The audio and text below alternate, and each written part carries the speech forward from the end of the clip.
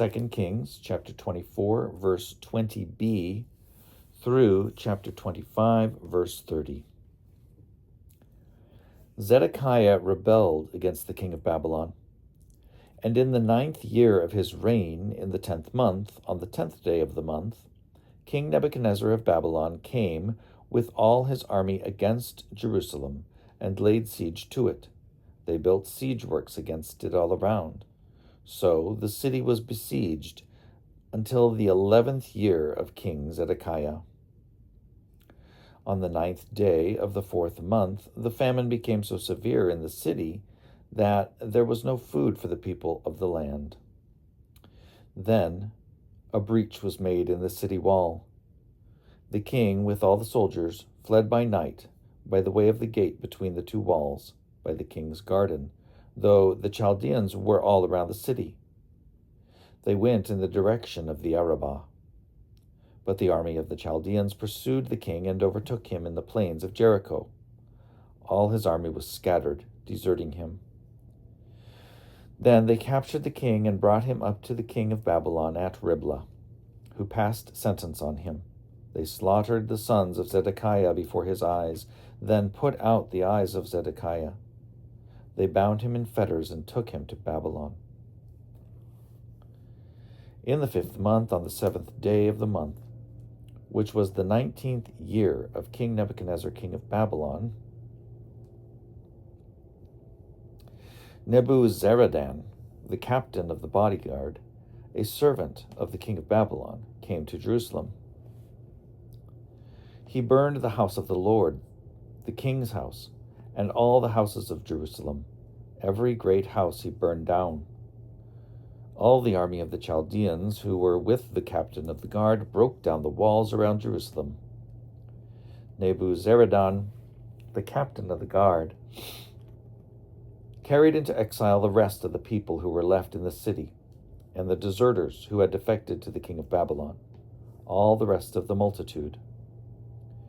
But the captain of the guard left some of the poorest people of the land to be vine dressers and tillers of the soil.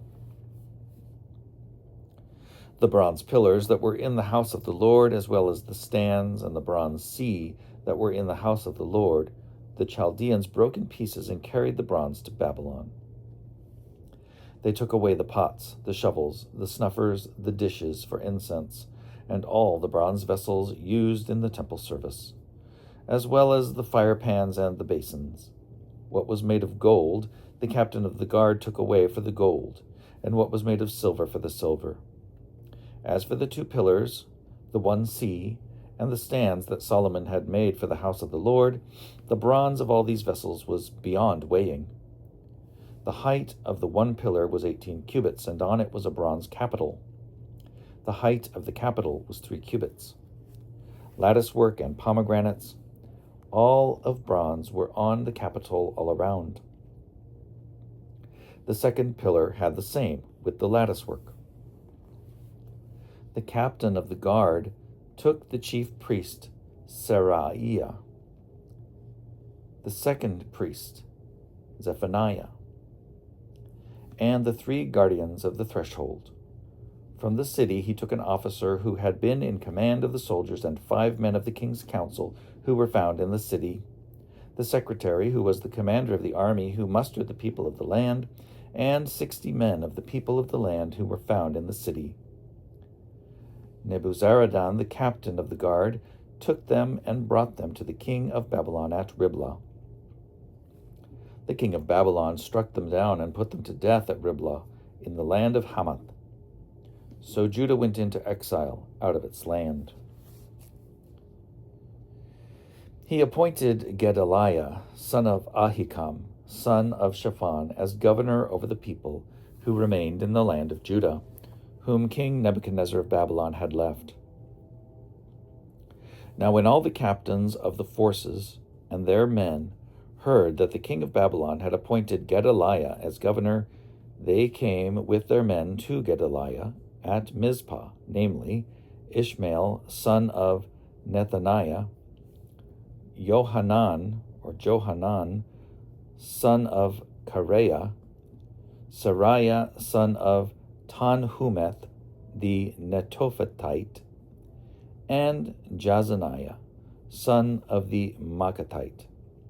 Gedaliah swore to them and their men, saying, "Do not be afraid because of the Chaldean officials. Live in the land, serve the king of Babylon, and it shall be well with you." But in the 7th month, Ishmael, son of Nethaniah, son of Elishama, of the royal family, came with 10 men. They struck down Gedaliah so that he died, along with the Judeans and Chaldeans who were with him at Mizpah. Then all the people high and low and the captains of the forces set out and went to Egypt, for they were afraid of the Chaldeans. In the 37th year of the exile of King Jehoiachin of Judah, in the 12th month, on the 27th day of the month, King Evil-Merodach of Babylon, in the year that he began to reign, released King Jehoiachin of Judah from prison. He spoke kindly to him and gave him a seat above the other seats of the kings who were with him in Babylon. So Jehoiachin put aside his prison clothes. Every day of his life he dined regularly in the king's presence. For his allowance, a regular allowance was given him by the king, a portion every day, as long as he lived.